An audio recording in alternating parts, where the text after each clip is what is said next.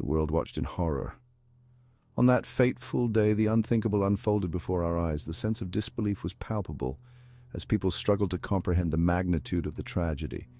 Smoke billowed from the Twin Towers, a sight that would be etched into the collective memory of humanity. The iconic skyline of New York City was forever altered, shrouded in a thick, ominous cloud. Thousands of innocent lives were extinguished in a flash. The chaos that ensued was overwhelming as emergency responders rushed to ground zero, risking their own lives to save others. The bravery and selflessness displayed that day were nothing short of heroic. The September 11th attacks were a turning point in history. It was a day that would redefine global politics, security measures, and the very fabric of society. The world stood still, united in grief and solidarity.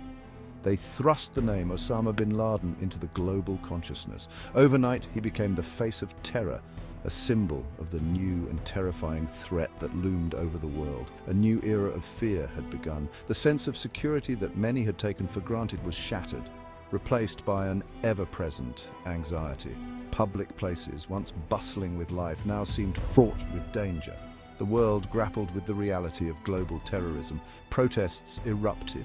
Discussions on how to combat this new enemy became a focal point in international discourse. The fight against terrorism became a global priority. Bin Laden, once an obscure figure, became synonymous with terror. His rise to infamy was swift and unrelenting as the media delved into his past, his motivations, and his network of followers. He was the mastermind behind the deadliest attack on American soil. The destruction left in the wake of his actions was a stark reminder of the lengths to which he and his followers would go to spread their message of hate. His image, with a long beard and piercing eyes, was plastered across news channels worldwide. Every broadcast, every headline served as a grim reminder of the man behind the terror. He became the world's most wanted man. The hunt for bin Laden spanned continents, as intelligence agencies and military forces joined forces to bring him to justice. His message was clear: a war against the West, his weapon terror. Through propaganda and extremist rhetoric, he sought to recruit and radicalize individuals to his cause. Bin Laden's ideology, a twisted interpretation of Islam, resonated with a small but deadly group of extremists. These individuals, driven by a perverse sense of purpose, were willing to go to any lengths to further his agenda. They were ready to die for his cause. The training camps, the indoctrination, all aimed at creating a cadre of militants prepared to sacrifice their lives in the name of terror.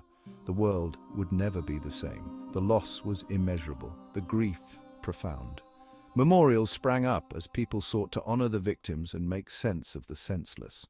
The attacks on September 11th ushered in an era of heightened security, global surveillance, and the so-called war on terror. Airports, once symbols of freedom and adventure, became fortresses of security. The shadow of bin Laden and his legacy continues to loom large. His influence, though diminished, still casts a long and dark shadow over the world, a reminder of the enduring threat of terrorism. Osama bin Laden was born into wealth and privilege. He was one of many children in a wealthy Saudi family. His father, a construction magnate, provided a comfortable life. Young Osama grew up surrounded by luxury. However, he was a quiet and introspective child. Despite his privileged upbringing, bin Laden was drawn to religion. He became increasingly devout during his adolescence. He was particularly influenced by radical Islamic teachings that were circulating at the time. These teachings emphasized a strict interpretation of Islamic law and a rejection of Western influence. His worldview began to shift. He saw the Muslim world as being under attack. He believed that Western powers were actively trying to undermine Islam. This belief fueled his growing anger and resentment. The seeds of extremism were sown. Bin Laden's transformation from a privileged youth to a radicalized militant was gradual. However, it was a transformation that would have devastating consequences for the world. The Soviet invasion of Afghanistan in 1979 proved to be a turning point for bin Laden. This event marked the beginning of a new chapter in his life, one that would see him transform from a wealthy Saudi national into a militant leader with a global agenda. He answered the call to jihad, joining the resistance against the Soviets. The Afghan Mujahideen, a group of Islamic guerrilla fighters, became his new comrades. They were united by a common cause to expel the Soviet forces from their homeland. Bin Laden used his wealth and connections to funnel money and fighters to the Afghan Mujahideen. He was not just a participant, but a key financier, leveraging his family's vast fortune to support the cause. His efforts attracted other wealthy donors from across the Middle East, creating a robust network of financial support. The experience in Afghanistan hardened bin Laden. The harsh realities of war, the constant threat of death, and the camaraderie among fighters shaped his worldview. He began to see the conflict not just as a national struggle, but as a religious duty. He witnessed firsthand the brutality of war, the sight of wounded soldiers, the cries of civilians caught in the crossfire, and the devastation of entire villages left an indelible mark on him. These experiences fueled his resolve and deepened his commitment to the cause. He also saw the power of faith as a motivating force. The prayers of the fighters, the religious gatherings in the midst of conflict, and the unwavering belief in their cause inspired him. He realized that faith could be a powerful tool in mobilizing people for jihad. He became convinced that armed struggle was the only way to combat what he perceived as the enemies of Islam. This belief became the cornerstone of his ideology. He began to articulate a vision of a global jihad, one that would extend beyond the borders of Afghanistan. In 1988, bin Laden founded Al-Qaeda. Initially, it was conceived as a logistical network to support the Afghan jihad. However, bin Laden's vision for Al-Qaeda quickly evolved. It was initially conceived as a logistical network to support the Afghan jihad. Al-Qaeda provided essential supplies, coordinated the movement of fighters, and ensured that the Mujahideen had the resources they needed to continue their struggle. However, it quickly evolved into something far more sinister. Bin Laden's ambitions grew, and so did the scope of Al-Qaeda's operations. The organization began to attract recruits from across the globe, each drawn by the promise of participating in a holy war. Al-Qaeda, meaning the base, became a haven for radicalized Muslims from across the globe. These recruits came from diverse backgrounds, united by a shared ideology and a desire to fight for what they believed was a just cause. Bin Laden's message of violent jihad resonated with these recruits. His speeches, filled with religious rhetoric and calls to action, were disseminated widely. Al-Qaeda's propaganda machine worked tirelessly to spread its message and attract new followers. They were drawn to his charisma and his vision of a world ruled by Islamic law. Bin Laden's leadership style, characterized by his unwavering conviction and strategic acumen, made him a revered figure among his followers. Al-Qaeda provided them with training, resources, and a sense of purpose. The training camps became breeding grounds for future militants, where recruits were indoctrinated and prepared for their roles in the global jihad. A global network of terror was taking shape. Al-Qaeda's operations extended far beyond Afghanistan, with cells and affiliates in various countries. The organization orchestrated numerous attacks, each more devastating than the last, cementing its reputation as a formidable force in the world of terrorism. Al-Qaeda's reach extended far beyond the rugged mountains of Afghanistan, where it initially found a stronghold. The group's influence and operations were not confined to one region or country. Bin Laden, the mastermind behind Al-Qaeda, established numerous training camps in Sudan, Somalia, and other countries. These camps became breeding grounds for militants, where they were trained in guerrilla warfare, bomb-making, and other terrorist tactics. The training was rigorous and designed to prepare them for a global jihad.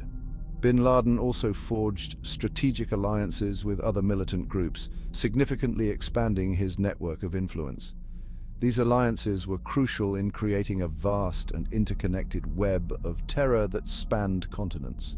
The network included groups from the Middle East, Africa, and Southeast Asia, all united under the banner of jihad.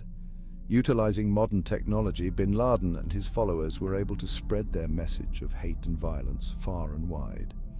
They used the internet, satellite phones, and other communication tools to coordinate attacks and recruit new members.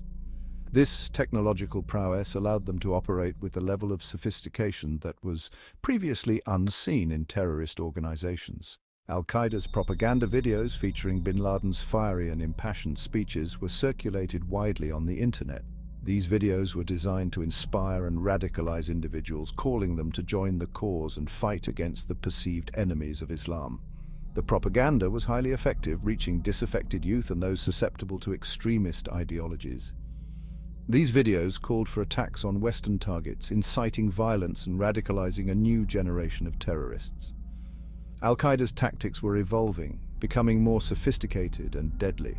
They were no longer just a group of militants hiding in the mountains. They were a global network capable of striking anywhere at any time. The group shifted its focus from targeting military installations to attacking civilian targets. This change in strategy was aimed at creating maximum fear and chaos. By targeting civilians, Al-Qaeda hoped to undermine the sense of security in Western countries and force them to change their foreign policies. They believed that by inflicting mass casualties, they could terrorize the West and erode its will to fight. The attacks were designed to be highly visible and shocking, ensuring that they received extensive media coverage. This, in turn, amplified the terror and panic among the public. Despite the growing threat, the world was largely unaware of the danger that Al-Qaeda posed. Many countries were focused on other issues and failed to recognize the signs of an impending global terror network. The complacency and lack of awareness allowed Al-Qaeda to grow stronger and more dangerous. Intelligence agencies around the world were primarily focused on the Cold War and the threat of Soviet expansionism. The geopolitical landscape of the time was dominated by the rivalry between the United States and the Soviet Union, leaving little room for other concerns. As a result, they failed to recognize the growing danger of Islamic extremism. The intelligence community was slow to adapt to the new threat, and their efforts to counter Al-Qaeda were often fragmented and ineffective. This oversight allowed the group to operate with relative impunity. The stage was set for a clash of civilizations. The ideological battle between the West and radical Islamists was intensifying, and the world was on the brink of a new era of conflict. The cultural and religious differences were being exploited by Al-Qaeda to further their agenda. Bin Laden's network of terror was poised to strike, and the world was woefully unprepared for the horrors that awaited. The attacks that followed would change the course of history, leading to a global war on terror and reshaping international relations for decades to come.